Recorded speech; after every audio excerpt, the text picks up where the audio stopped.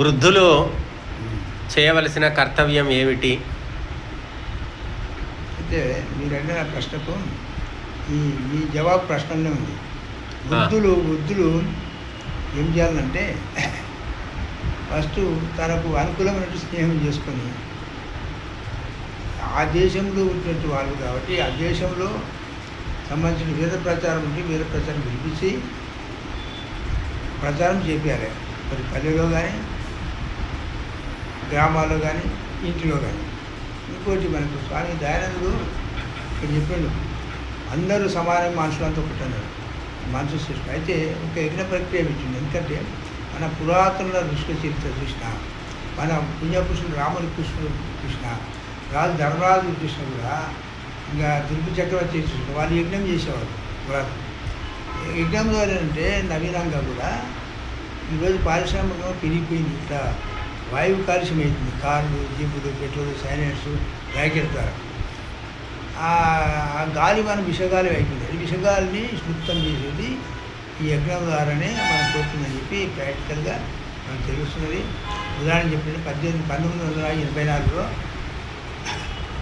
December 23వ తారీఖు విషవాయువు భోపాల్లో అది మన యాజిప్గా విషవాయు అయితే యజ్ఞం చేసిన కుటుంబాలు ఉంటే 2 కిలోమీటర్ల పరిధి వరకు ఆ విషవాయుని రానియలేదు.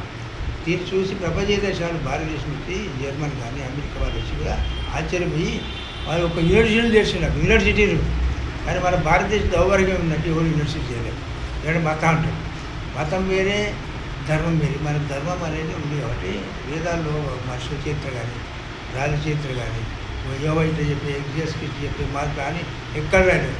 మానవుల జీవిత వినే మంత్రాలే 20,500 మంత్రాలని వేద విద్య వృత్తమైనది కాబట్టి ఋషి దయానందుడు అవినాశ లోపల గురుకుల వ్యవస్థ ఉన్నది కాబట్టి స్త్రీలు వేరే విద్య ఉండాలి, పురుషులు వేరే విద్య అని చెప్పాలని చెప్పి నవీన విద్యను దీనికి అతని శిష్యుని బట్టి శ్రద్ధానుడు ప్రారంభం చేసిండు. 1905లో ప్రారంభమైంది. అప్పుడే అంతకుముందు 1895లో లాహోర్లో డిఏవి దయానంద ఆంగ్ల విద్యాలయం కూడా స్వామి ఏమంటే ఇతర భాషలో గౌరవించాలనే ఉద్దేశంతో ఆయన కళాశాలలు తిరగడానికి 1200 అండి. ఇలా స్వామీజీ అభివృద్ధి కాదు. ప్రపంచవ్యాప్తంగా ఏ ప్రపంచంలో ఏ సంస్కరణ ఉన్నదో అది స్వామి దయానందుడే ప్రారంభం చేసింది. ఉదాహరణ తీసుకుని స్త్రీకి విద్యానుడు అంటే విద్యాహీనుడు వదలు. పురాతన కాలంలో గార్గి, తిలోత్తమ, లోపముద్ర విద్యావంతులు సత్యభామ, మాండవధరి కానీ, ఇంకోటి కుంతీదేవి కానీ, ద్రౌపది కానీ వీళ్ళంతా విలువిద్యాకాండు. విలువిద్య అందరికి ఆధునిక యుగాలను చూసుకుంటే రాణి రుద్రమదేవి, గణపతి మహారాజు రాణిగా వేసి కుమారుని వచ్చి ఆ విలువిద్య తీసుకుని మొగలకు సవాలు. ఇంకా దగ్గర వస్తే ఝాన్సీ లక్ష్మీబాయి. ఝాన్సీ లక్ష్మి ఉన్న బ్రిటిష్లో ఎదుర్కొన్నది. స్త్రీ విద్య వల్ల ఉన్న భారతదేశాన్ని తిరిగి ప్రవేశపెట్టండి, వేద విద్య అవసరం అని చెప్పింది. కొన్ని నెట్టివేయబడ్డ వర్గాల దళితులు కానీ, అల్లతులు కానీ, చెంచులు కానీ వాళ్ళు కూడా స్వామీజీ వీళ్ళు కూడా వేద విద్య, వీళ్ళు మానవ వేద విద్య అందించాలని చెప్పి యజ్ఞపై చేయాలని చెప్పి నవీనంగా ఆయన ఉప్పు సత్యాగ్రహం కానీ, గద్దరు ఉద్యమాలు కానీ, పాఠశాల ఉద్యమం కానీ, అటాచ్మెంట్ కానీ, అంటరంతరం కానీ, స్త్రీలు దానం చేయడం అటువంటి విధానంగా ఆయన మొత్తం ఖండించండి. వేద ప్రకారం లేవు. మధ్యయుగమైన ప్రకటనటువంటి పురాణాల ద్వారా, విదేశీ మతస్థుల ద్వారా ఇస్లాం ఉంది. ఇస్లాం అంటే వాడు బిస్మిల్లా రెహమాన్ అని చెప్పి ఆ పశువులు చంపుతాడు. దేవుడు ఏం చెప్పరే.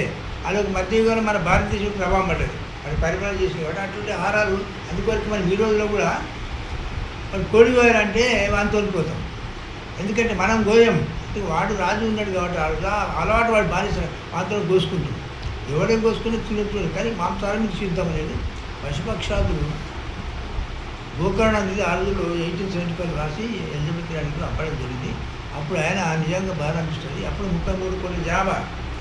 ఆ 33 కోట్ల జనాభాలో రాజులకు టార్గెట్ పెట్టి 3 కోట్ల జనాభాలో ఏవైతే గుహత్య వ్యతిరేకంగా ఆయన సబ్మిట్ చేసింది. ఈరోజు 3 లక్షలు కూడా మనం సంతకాలు పెట్టి అసమర్థులైన. ఆ రోజు 3 కోట్ల పిల్లల అవుట్ ఆఫ్ 30 కోట్లు చాలా బాగా అనిపిస్తుంది. ఆ రోజు నిషిద్ధం చేసింది బాగా. ఈరోజు మనం తింటగలిసి మన ప్రభుత్వం నిషిద్ధం చేస్తుంది. కాబట్టి మళ్ళీ మనం ఈనాటి యువతకు చేసే వాళ్ళకు మీరంతా సపోర్ట్ చేసి సన్యాసులకు, వానపత్రులకు, రచయితలకు, సింగర్స్కు అని చేస్తే మన ఉద్యమం చేయడానికి ప్రజల సపోర్ట్ లేదు, ఏం మనం చేయం. కాబట్టి మీరందరూ పిలిపిస్తే మేము తయారున్నాం. ప్రచారం చేస్తే యువకులు యువత ట్రైనింగ్ పిల్లలకు PSSL ట్రైనింగ్ ఇస్తున్నారు. మీరు ఇంతకుముందు ఇస్తే మనకి చేస్తాం. యజ్ఞం నేర్పే ట్రైనింగ్ వింటాం. కొంచెం రాబోయే మార్గాలు తినే ఖర్చు అయితే ఇవ్వాలా లేదా మీరు ఇప్పుడు మనకు రామ్మోహన్ ఒకటి ఏంటంటే ఋషులు తీసుకోమంటారు, కళ్యాణరాము దైవరం ఎట్లా ఇప్పుడు ప్రచారకులు ఋషుల్లాక ఋషులను తీసుకో రామ్మోహన్ మార్గం ఇది ఖర్చు ఉంటుంది. లేకుంటే ఎట్లా మన దేవాలయం వచ్చి కొలిస్తే వాళ్ళ రసీదు కూడా అని ఇలా రసీదు ఇస్తారు.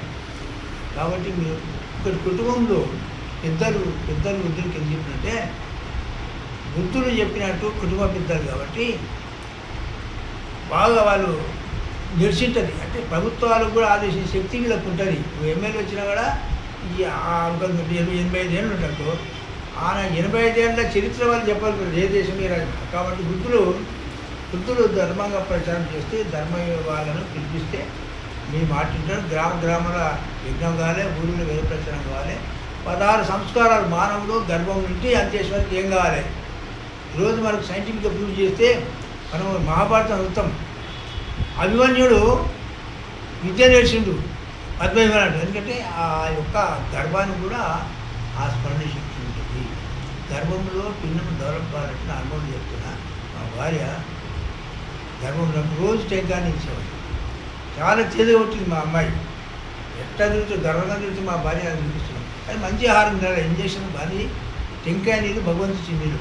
టెంకాయ నీళ్ళు డే గర్భిస్తే భర్త కానీ తల్లిదండ్రులు కానీ అన్నదమ్ములు కానీ వాళ్ళు తల్లిస్తే తీసుకోవాలి. మంచి పిల్లాడు మంచి కథలు చదవాలి. ఈ గర్భధారణ ఈరోజు వారం కంట్రీస్లో ఎన్నో దేశాలు పరిశోధన చేస్తే ఇది నిజమే బాధించే ఈరోజు మనకు ప్రకటిస్తున్నాం. వేల సంవత్సరాలు ఋషులు చెప్పిన విధంగా మనం వింటున్నాం. విదేశాలు చెప్తే మనం వింటున్నాం. కానీ మన సంస్కారాలు వేద ప్రచారం చేపిస్తే అక్కడ మండలంలో ఎక్కువ 6 సమాజం స్థాపన చేసి 6 సంవత్సరాలు తీసుకెళ్తే మీరు రావచ్చు పాల్గొచ్చు. అది కాబట్టి వృద్ధులుగా నేను 60 ఏళ్ళు రిటైర్ అయ్యేదాన్ని 10 నుండి నేను పచ్చకరా పని జరిగింది హరివైభవం. తర్వాత నా 5-6 రచనలు భారీ 6 రచనలు. కాబట్టి చిరకాల జీవితం ఈ దేశానికి వేద ధర్మానికి కలిగితే విషయ దయాన్ని మార్గమే మనం తెలుసుకుని ఈ మార్గం నడుస్తున్నాను. కాబట్టి మా పునర్చేసి లేదా శరీరం రాసి వచ్చి ఇట్లు తీసుకుంటున్నాడు. కాబట్టి మన వేదం తప్పితే ఏం లేదు. వేద ధర్మము గుణంతో విషయం. ఈరోజు మన ప్రియతమ ప్రధానమంత్రి కూడా ఏ దేశమైనా